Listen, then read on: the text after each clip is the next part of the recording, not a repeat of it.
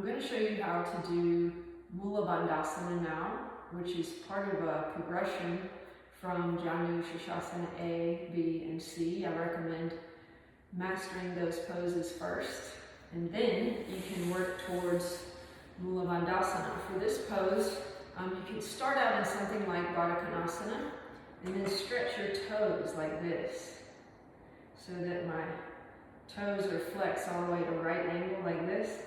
And then I'm going to tilt forward so that the balls of my feet are on the floor. And you'll notice that my heels are together. My knees are pointing out to the side, wide apart.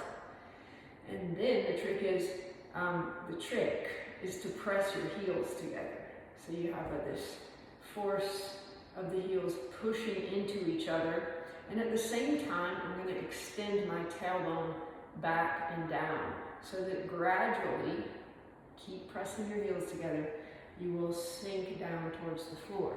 At that point, you might reach under and grab your toes and just work on using your forearms here to shift the ankles forward. Of course, you're not going to do this in one day, but this is something that you could work on for months or years. And some people can do it on the first day. See, eventually your knees come to the floor on the sides, and I'm sitting down on the floor as well. My sit bones are on the floor. Okay? The next part, keep pressing your heels together. That's part of Mulabandhasana, is pressing the heels together to stimulate that root chakra, pelvic floor. That's what Muladhara chakra is, or the root chakra, what the pose is named after. And then I'm going to come up and tilt forward again. I'm going to keep pressing my heels together, and you can see that my toes are eventually going to point to the back.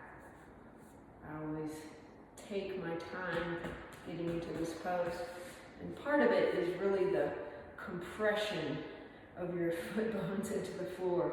Now I'm doing this on a hard floor right now, but you should really do it on a mat so that you don't compress the bones and joints in your feet as much.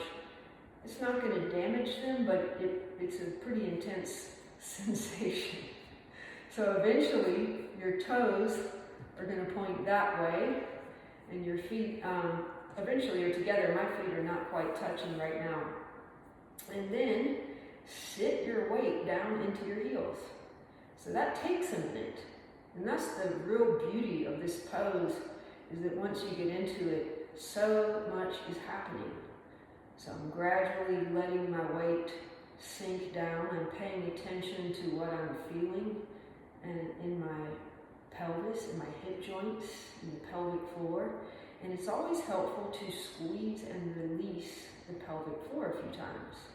And in doing that, really you're bringing awareness to the pelvic floor muscles. Find out if you're holding tension there. And this pose is especially useful for finding out if you have any imbalances in the pelvic floor, meaning left and right side imbalances. You will sense also how the pelvic floor is connected to these upper posterior inner thigh muscles or thigh adductor muscles. So it's very interesting. It is worth achieving this pose, even if it takes a couple of years to get there.